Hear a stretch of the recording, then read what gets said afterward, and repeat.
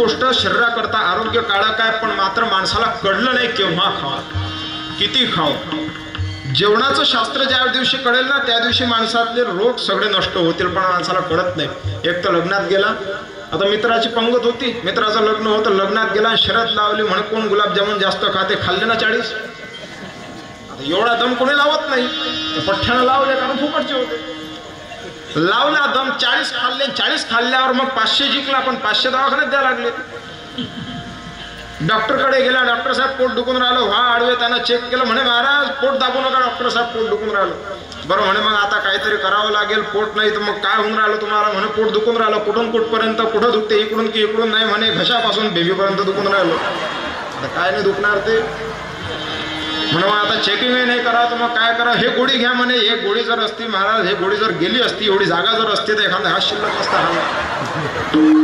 गोळी घ्यासाठी जागा नाही, मग आता काय करावं, एक्सरे काढावं लागेल. एक्सरे काढला, इथपासून तर इथपर्यंत गोल गोल गोल गोल गोल गोल हे काढावं म्हणे. नाही म्हणे मित्राची पंगत होती, शरद लागली गुलाबजामुन, म्हणे इतके शरद लागली होती. किती खाव माणसाला कळत नाही महाराज. एक तर वास्तुशांतीची पंगत होती, सगळे जण जेवायला गेले, आणि जेवायला गेल्यानंतर एक तर तकेलोस होता, असा लेकराला सोबत घेऊन आला होता. आता आई वडील लहान मुलांना शिकवत असतात प्रत्येक गोष्टी ज्या त्यांना समजतात, ज्या त्यांना आवडतात. आता हा गडी जेवण कसं करावं लेकराला शिकवते. बसला एकदम 12 वाजता बसला, आणि जेवणाची वेळ होती 12 वाजतापासून सुरुवात, 12 वाजतापासून सुरुवात झाली. बसला पंक्तीत, पहिली पंगत उठली जेवण सुरू, दुसरी उठली तरी सुरूच, तिसरी उठली तरी सुरूच. मग आता थोडासा म्हातारा होता, घरमालकाला वाटला ठीक आहे चावण्यात अडचण असेल, ठीक आहे. चौथी उठली जेवण सुरूच. तो आला असा सावधान, म्हणजे का रे ते मागच्याला शिल्लक ठेवत, निरा बुंदीच मागे, ते मागच्याला शिल्लक ठेवते की नाही म्हणे. आणि ठीक आहे म्हणे बा त्यासारखी. बरं चौथी पाचवी उठली तरी जेवण सुरूच. मग त्याच्यानंतर तो घरमालक आल्यावर म्हणते की का रे जेवण सुरूच आहे की मागच्याला शिल्लक ठेवतं की नाही. तर तो म्हणायला लागला की शांतपणा नको करू, जेवणाची वेळ 12 ते 4 टाकली पत्रिकेत, 3च वाजले, अजून 1 घंटा जेवण. कीर्तन आहे का 7 ते 10 म्हणजे 7 सुरू करा, सारे जण 10 जेवावं किती हे माणसाला कळत नाही. त्याच्या बाजूने मुलगा बसलेला होता, तो 1 घास खाय, दुसरा घोट पाणी पे, 2 घास खाय, 3 घोट पाणी पे. त्याच्या बापाला भरला राग आला, पाणी काय लागला, माल एक गेला दणका, पाठीवर दणका दिला, माल दाबला का ज्या पाणी घरी पेजो. तो म्हणे बाबा तुम्हाला कळत नाही, बाप 1 नंबरी. तो बापाला शिकवायला तुम्हाला कळत नाही म्हणे माल कसा दाबतात. मला माहित आहे म्हणे माल कसा दाबतात. म्हणे कसा, म्हणे आपल्या घरासमोर रोड बांधणं सुरू आहे, निवडणूक आली म्हणून तेरे कायची लागली. रोड बांधणं सुरू आहे, रोड बांधताना मी पाहिलं म्हणे माल कसा दाबतात. पहिले एक थर टाकतात, त्यावरती पाणी टाकतात, सिमेंटाचा थर टाकतात, त्यावरती पाणी टाकतात. यानं माल दबते शिल्लक बसते.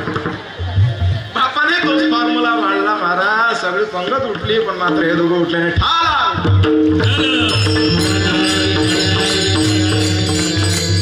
माणसाला स्वतःचं हित कळलं पाहिजे महाराज. किती जेवण करावं, पवित्र मीत आहार विहार. मीत आहार, मीत म्हणजे कमी आहार केला पाहिजे. पवित्र मीत आहार विहार, निद्रा थोडी, शांती फार, सदा प्रसन्नता मुखावर बोलता. नाही तर सड जेवला तड झोपला. असा माणूस निरोगी असला तर काही कामाचा नाही. तुम्ही सांगा हेल्याला कधी तुम्ही रोग पाहिला का, अटॅक आला गेला, सट काय ते तट राहते. माणूस हे तसाच झाला तर मग माणसाला काय म्हणावं लागेल,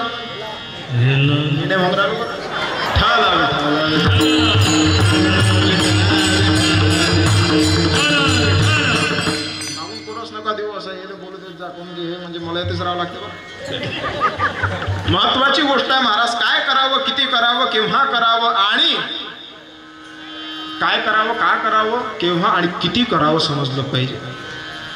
आताच आपण उदाहरण पाहिलं, किती जेवावं. म्हणजे अमेरिकेतले लोक कॅलरी पण जेवतात, आपल्या इकडले लोक जेवढं दाबते बसते तेवढं दाबतात. काय नाही म्हणते येऊ द्या, येऊच द्यास काम आहे. नाही नाही, सकाळी 7 ते 9च्या अगोदर किती जेवलं तरी चालते, पण मात्र सकाळचं जेवण राजेशाही सारखं करावं. कसं, जसं की राजा आपण किती जेवलं तरी चालते. दुपारचं जेवण सामान्य माणसासारखं करावं. 2 ते 3च्या मधात, 1 ते 2च्या मधात. आणि रात्रीचं जेवण कसं करावं तर रात्रीचं जेवण म्हणजे निवांत एकदम भिकाऱ्यासारखं करावं. 5 ते 6च्या मधात सूर्यास्ताच्या अगोदर करावं. पण आपलं मात्र सगळं बिघडलं, कारण आपली पाश्चात्य संस्कृती वेस्टर्न कल्चर आपल्यामध्ये शिरलं आणि म्हणून आपण अल्पभोजन भिकाऱ्यासारखं कधी करतो. सकाळी 1 प्लेट नाश्ता, त्याच्यावर चालते का कोणाला नाही म्हणते नाश्ता जेवण दुपारी, असं कोणत्या शास्त्रात लिहिलं. जेवण कधी करावं, सकाळी जास्त करावं. आपण सकाळी प्लेटभर नाश्ता तेही पोहे खातो, मग गस बसले की दुसऱ्या दिवशी औषध घेतो. संध्याकाळी आपलं जेवण 10 ते 11, पण मात्र हे अहिताचा विचार आहे. हिताचा विचार काय तो आपल्याला कळायला पाहिजे. काय करावं, का करावं, किती आणि केव्हा, ह्या 4 गोष्टी ज्या वेळेस माणसाला कळतील त्यावेळेस माणूस हिताचा विचार करायला सुरुवात करेल. पण मात्र हित 2 प्रकारचे, एक लौकिक आणि एक पारमार्थिक. तुम्ही सांगा, आपल्या शेतातला उगवलेला कापूस जर वेचला, गाठोडे आणले, बंडीत टाकून म्हणा, ट्रॉलीत टाकून म्हणा, गाठोडे आणले, दुसऱ्याच्या घरात घालते का कोणी? त्याला ते हित कळते की हे आपल्या घरात. बरं, आपला जेवायच्या ताटातला घास आपण घेतला तर मग आपण दुसऱ्याच्या तोंडात घालतो का? बरं, आपल्याच तोंडात घालतो का? नाकात जाते का कोणाचा? ते माणसाला माहित. लौकिक हित जपणारे आपण सर्वे लोक आहोत, पण तरीही तुकाराम महाराजांनी का म्हटलं आपुल्या हिता जो असे जागता, त्याला कारण आहे पारमार्थिक हित आपण सोडलाय महाराज. लौकिक हित तर आपण जगतोच. कोणता दुकानदार असा आहे की जो 1 दिवस दुकान उघडते, 7 दिवस सट झोपते? कोणता शेतकरी असा आहे की जो फवाऱ्यावर आलं सगळं पीक पण मात्र तरी औषध देत नाही? त्याला काळजी लागते, कधी होते आणि कधी नाही. ते झाल्यानंतर शांती होते, ते झाल्यानंतर त्याला शांत वाटते, मनाला धीर वाटते की नाही आता झालं बा काम. पण मात्र संसार जसा, प्रपंच जसा आपण नियमाने रोज करतो, त्याप्रमाणे ज्या दिवशी परमार्थ आपण रोज नियमाने करायला लागू, आपल्या शरीराची काळजी तशीच ह्या शरीराच्या आतमध्ये जी दीप्त ज्योती आहे, जी प्रदीप्त ज्योती आहे, त्याचं दर्शन करण्यासाठी परमार्थात आपण ज्या वेळेस शिरू आणि तेही नित्य नियमाने, त्या दिवशी आपण खरे हिताला जागू. पारमार्थिक हित आपला जागला पाहिजे आणि हा हित ज्याचा जागला त्याचे आई वडिलांना धन्यवाद देतात अभंगाच्या प्रथम चरणात.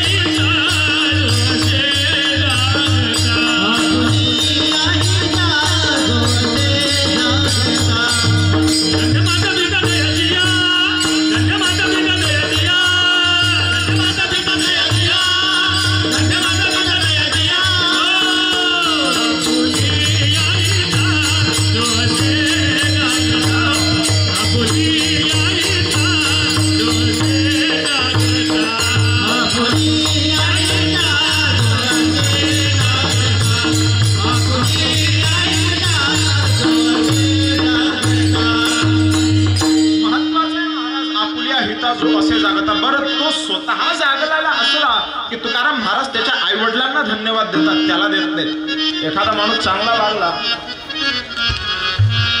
सध्या पद्धत कशी आहे, एखादा चांगला गायक असतात त्याच्या आई वडिलांचा सन्मान करतात का? पद्मविभूषण त्याला देतात की त्याच्या आई वडिलांना? बरं, आता भारतरत्न डॉक्टर बाबासाहेब आंबेडकर त्यांच्या आई वडिलांना दिला का सन्मान? भारतरत्न हा पुरस्कार कोणाला दिला? ही लौकिक पद्धत आहे, पण संतांची पद्धत काहीशी वेगळी आहे. माणूस चांगला असला की तिच्या आई वडिलांना धन्यवाद आहे. त्याला कारण काय? शुद्ध बीजा पोटी फळे रसाळ गुरुमती.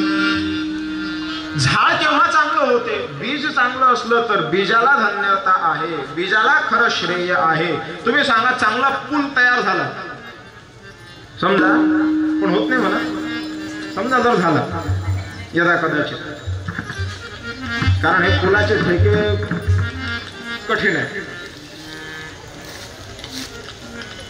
एखादा तो मित्र होता चांगला, अमेरिकेत गेला, तिथं तो कोणीतरी मंत्री संत्री असेल त्याच्या घरी गेला.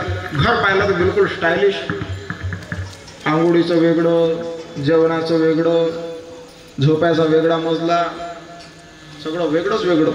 हा पाहून थक्कच राहिला. म्हणे एवढा मोठा राजवाडा कसा बांधला? तो म्हणे मी मंत्री आहे. म्हणे मंत्री तर मी आहे भारतात. म्हणे तू भारतातला आहेस ना, तुला सूत्र नाही कळलं? म्हणे फॉर्म्युला आहे. मंत्री होऊन कोणालाही जमते काय? म्हणे कसं करावं? त्याने खिडकीजवळ नेलं त्याला आणि ते बघ म्हणे खिडकीतून दाखवलं. म्हणे तो बघ पूल. म्हणे हा पूल दिसते? म्हणे हा. नदी दिसते? म्हणे हा. त्याच्यावर पूल दिसते? म्हणे हा. म्हणे 50% खाल्ले. घराला लावलं. सूत्र आहे. प्रत्येक कुणालाही जमते का मंत्रीपद? म्हणे ठीक आहे समजलं. म्हणे आता याने भारताची बुद्धी लावली. त्याने सांगितलं काय नाही, याने समजलं काय? आला भारतात आल्यानंतर 10 वर्षानंतर त्याचा तोच अमेरिकेचा मित्र याच्या घरी आला आणि याचं घर पाहिलं तर त्याच्यापेक्षा डबल. म्हणे काय रे कोणतं सूत्र वापरलं? म्हणे तू सांगितलं तेच. म्हणे मग माझ्यापेक्षा डबल कसं काय? म्हणे चाल खिडकीपाशी. नेलं खिडकीजवळ. म्हणे पाय म्हणे ते नदी दिसते काय? म्हणे हा दिसते. त्याच्यावर पूल दिसते काय? म्हणे पूल तर दिसत नाही. म्हणे 100%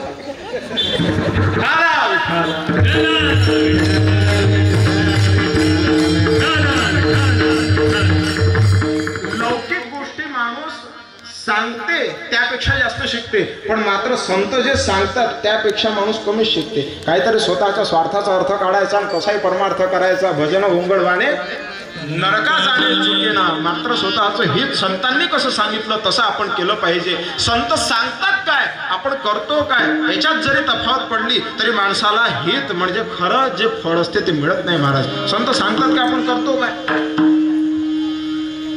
एका माणसाला विंचू चावला. डॉक्टर पाशी गेला. म्हणे डॉक्टर साहेब विंचू चावला. आबा बाबा बाबा कसं करावं? अंगार लय वाढून राहिली. सकाळी विंचू चावला होता. डॉक्टर पाशी गेला. आता डॉक्टर अंग धुवून राहिला होता. म्हणे अंगाला साबण लावला. बाहेर येणं जमत नाही. 10 मिनिट थांब. म्हणे अंगार वाढून राहिले, काहीतरी करा. म्हणे तिथून उपाय सांगा. म्हणे जा म्हणे हॉलमध्ये. म्हणे आलो. म्हणे ड्रॉवर उघडलं. त्याच्यात पांढरा पेस्ट आहे. म्हणे आहे. म्हणे तो लाव. कुठं लाव? जिथं विंचू चावला. हा अर्ध्या तासानं पुन्हा आला. म्हणे डॉक्टर साहेब अर्धा तास झाला. जिथं विंचू चावला तिथं लावला, अख्खा मलम लावला. म्हणे पण काही फरक नाही पडून राहिला. आता डॉक्टर साहेबची आंघोळ गिंघोळ झाली होती. चांगले कपडे घातले होते आणि दवाखान्यात जाण्यासाठी निघाले होते. मग आता ते आल्यानंतर म्हणे कुठे चावला होता विंचू? नाही तर पाय आले. म्हणे मलम तर काही दिसत नाही. म्हणे अख्खा मलम लावला, पण लावला कुठं? म्हणे जिथं चावला. म्हणे चावला कुठं होता? म्हणे अलमारी जवळ. अख्खा मलम कपाटाला सोडला. कितीक तासानं अंगार कमी होईल? डॉक्टरांनी सांगितलं बरोबर होतं, समजणाऱ्याचं चुकलं. फायदा होणार काय? नुकसान. संत सांगतात काय, आपण करतो काय? एक म्हातारा आता बिमार पडला, चांगला पितृभक्त होता, पुराणे दवाखान्यात नेलं आणि डॉक्टरांनी सांगितलं औषध जरा भारी आहे आणि म्हाताऱ्याची पचनशक्ती जरा हलकी आहे. औषध जरा अशी हालून चांगली दे जा म्हणे. भारी औषध आहे. दिले. आले. औषधचा वेळ झाला. म्हणे बाबा उठा. काय झालं? म्हणे औषध आहे. डॉक्टरांनी सांगितलं घ्यायचे, वेळेवर घ्या, तब्येत बरी होईल. ठीक आहे. उठवल्यानंतर असे 2 खांदे पकडले. खल बुडा हालून. म्हणे काय झालं रे बा, काही चुकलं का? नाही म्हणे डॉक्टरनं सांगितलं होतं औषध हालून द्यावं लागेल. पण ते समजणारे खतरनाक आहेत ना. एक ते इतका खतरनाक होता. डॉक्टरनं सांगितलं काय औषध भारी आहे, जास्त पाण्यात घ्यायला लागेल. हा नदीत गेला, कंबर पाण्यात. तिथून फोन लावतो डॉक्टर साहेब कंबर पाण्यात आलो. म्हणे डॉक्टर म्हणे कंबर जमत नाही, ज्यादा भारी आहे. म्हणे तो डोक्याला डुबून बघ.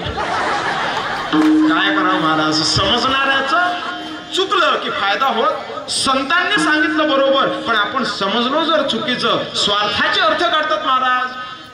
स्वार्थपुरते अर्थ काढतात लोक. स्वार्थाच्या पुढे कोणाला काही दिसत नाही, पण मात्र लोभ विसरून परमार्थात यावं लागते, प्रपंच विसरून परमार्थात यावं लागते. त्यावेळेस फायदा. जया परमार्थाची चाळ तेडे सांडावे नंगाळ. आणि म्हणून त्यावेळेस माणसाचं खरं हित होईल ज्यावेळेस संत सांगतील तसं आपण आचरण करू. संत काय म्हणतात? हिताचा विचार आपण बघितला. त्याच्या आई वडिलांना धन्यता काय? शुद्ध बीजा पोटी फळे रसाळ गोमटी. फळ केव्हा चांगलं होईल? बीज चांगलं असलं तर, झाड टवटवीत असलं तर. आणि म्हणून आई वडिलांना धन्यता आहे. महाराज शिवाजी महाराज का जन्माला आले? जिजामाता होती, शहाजी राजे होते म्हणून आले. आज का जन्माला येत नाही? तुम्ही आपण काहीतरी फरक असेल ना. आई वडिलांमध्ये फरक आहे महाराज. सोपं नसते. आईवडिलांची शिकवण ही माणसाला काय बनवू शकते. आणि आईवडिलांची जरासं दुर्लक्ष काय झालं तर मुलगा काहीही करू शकते. महाराज वेगळ्या वळणावर लागतात पोरं. आईवडिलांनी शिकवलं पाहिजे.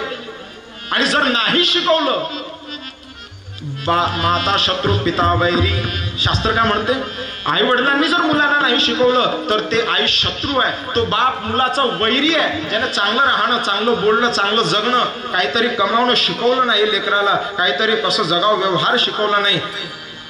बापाने मुलगा नाही शिकविला, ग्रामगीता. बापाने मुलगा नाही शिकविला तोही पापाचा भागीदार झाला. जैसे जन्म देणे कर्तव्य त्याला, तैसे शिक्षण देणे अगत्याचे. शिकवलं पाहिजे महाराज. आई वडिलांना अशीच धन्यता नाही दिली. आपला इतिहास काय, आपली संस्कृती काय आपण सांगत नाही आज आपल्या मुलांना. लहानपणापासून आपण सगळं चुकू देतो आणि त्याच्यानंतर काही तो स्वतःच्या मतानं करायला लागला म्हणजे आपण दुसऱ्याकडे चुगल्या करत राहतो. महाराज त्याने काही ते सुधारणार. लहानपणापासून तुमचं सारं काही चुकलं, संस्कार दिले नाहीत म्हणून सारं काही हुकलं. विद्या महत्वाची आहे, चांगली शिक्षण महत्वाचं आहे, चांगली शिकवण. शाळेतलीच विद्या महत्वाची नाही आहे, आई वडिलांची सुद्धा महत्वाची आहे. आई वडिलांना काय धन्यता दिली, शास्त्राने काय धन्यता दिली. हो अरे देवाला जर उपमा द्यायची असली तर प्रत्येक शास्त्राने महाराज आई वडिलांची उपमा दिली. एवढी महानता आहे वडिलांची. आपण काय म्हणतो, त्वमेव माता च पिता त्वमेव बंधुश्च सखा त्वमेव माता पिता त्वमेव. आई वडिलांची उपमा दिली. आई वडिलांना कमी धन्यता आहे. माता राम मत पिता रामचंद्र स्वामी राम मत्सका. माता राम पिता राम. हा माताच पार्वती देवी, पिता देवो महेश्वर. किती उदाहरण द्या. आई बाप दोन्ही माना देवा, दया पायी प्रेम ठेवोनी, दया पायी प्रेम ठेवोनी.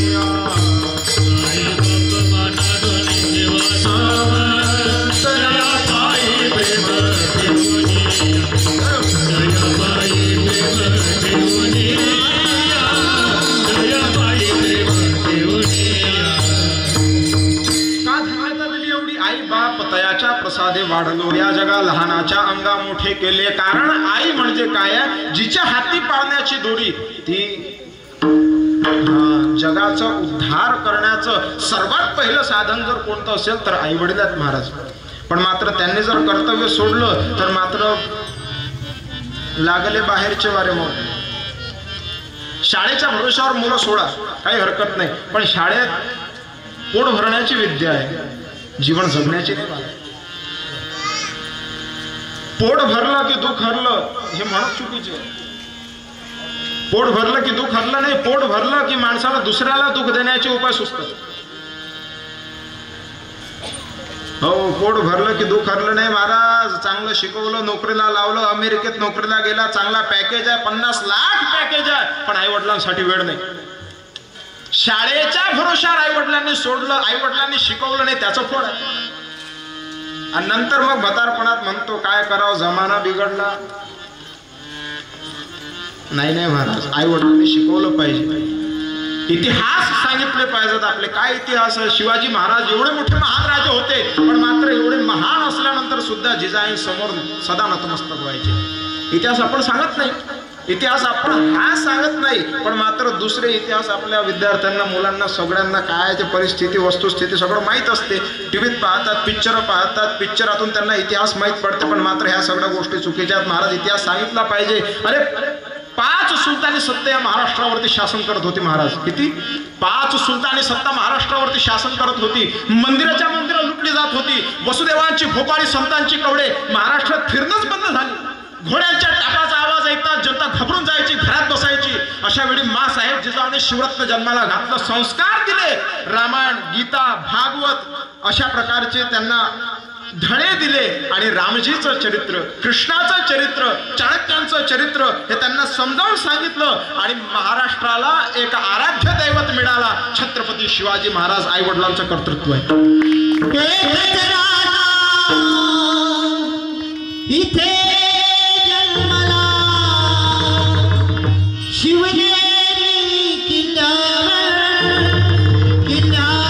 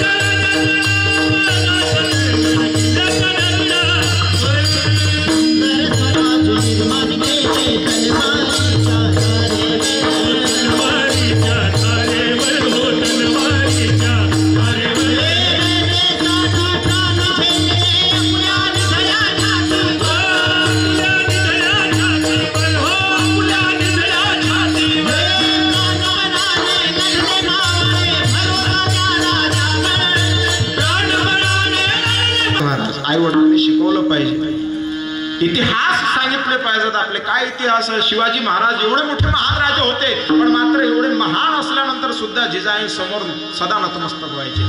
इतिहास आपण सांगत नाही, इतिहास आपण हा सांगत नाही, पण मात्र दुसरे इतिहास आपल्या विद्यार्थ्यांना, मुलांना, सगळ्यांना काय ते परिस्थिती, वस्तुस्थिती सगळं माहीत असते.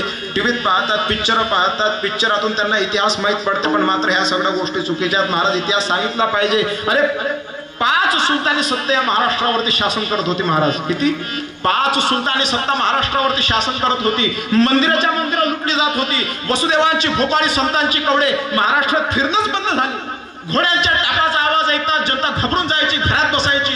अशा वेळी माँसाहेब जिजाऊने शिवरत्न जन्माला घातलं, संस्कार दिले. रामायण, गीता, भागवत अशा प्रकारचे त्यांना धडे दिले आणि रामजीचं चरित्र, कृष्णाचं चरित्र, चाणक्यांचं चरित्र हे त्यांना समजावून सांगितलं आणि महाराष्ट्राला एक आराध्य दैवत मिळाला. छत्रपती शिवाजी महाराज आई वडिलांचं कर्तृत्व आहे. इथे जन्मला शिवनेरी किल्ल्यावर,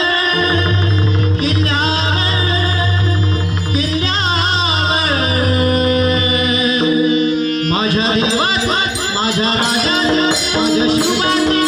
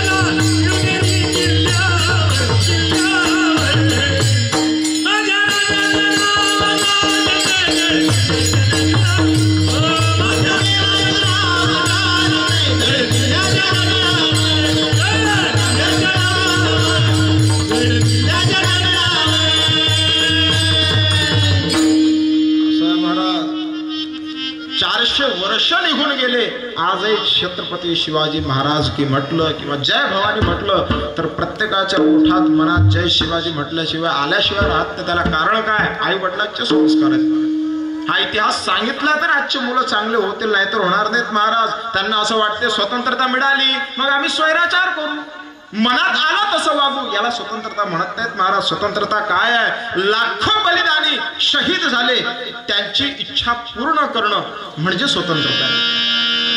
असंच भेटलं का स्वराज्य? असंच भेटलं का स्वतंत्र? नाही महाराज. ज्या ज्या वेळेला अशा स्टेजवरती उभा राहतो आणि तरुण मुलं समोर बघतो त्या त्या वेळेला आठवण येते रामप्रसाद बिस्मिल. स्वराज्य कसं मिळालं एक छोटंसं उदाहरण आहे का? रामप्रसाद बिस्मिल नावाचा तरणाबान तरुण, आजचा तरुण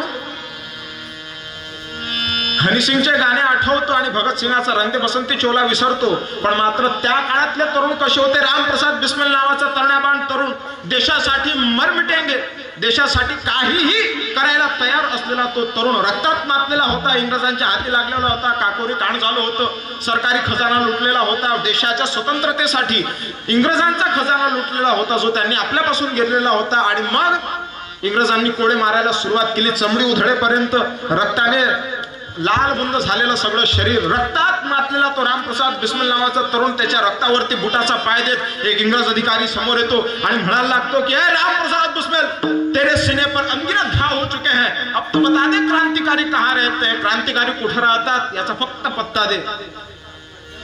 तुला सोडतो, रक्तात मातलेला आहेस तू, तुझ्यावर उपचार चालू करतो, आता लगेच दवाखान्यात भरती करतो, सांग बता दे देश के क्रांतिकारी कहाँ रहते. त्यावेळेस त्या रक्तात मातलेल्या रामप्रसाद बिस्मिल नावाच्या तरुणाचं उत्तर लक्षात ठेवा आणि आपल्या हृदयाच्या डायरीवरती लिहून जा. महाराज काय म्हणते रामप्रसाद बिस्मिल, अरे मत पूछ इस धरती के लाल कहाँ रहते हैं, मत पूछ इस धरती के लाल कहाँ रहते हैं, वो तो हमारे दिल में रहते हैं, हर हिंदुस्तानी के सीने में रहते हैं. फिर भी तुझको बता देता हूँ, ये जो मेरे सीने पर अनगिनत घाव है ना, सब फूलों के गुच्छे है. हमें पागल ही रहने दो, हम पागल ही अच्छे हैं. राष्ट्राच्या हिताकरता पागल झालेला तरुण एकीकडे आणि आज तिनं मला नाही म्हटलं, घेतली फाशी. त्याच्या तेरवीत आमचं काय सांगा, तो कसा मेला याची ओळख नको का ज्ञानेश्वर.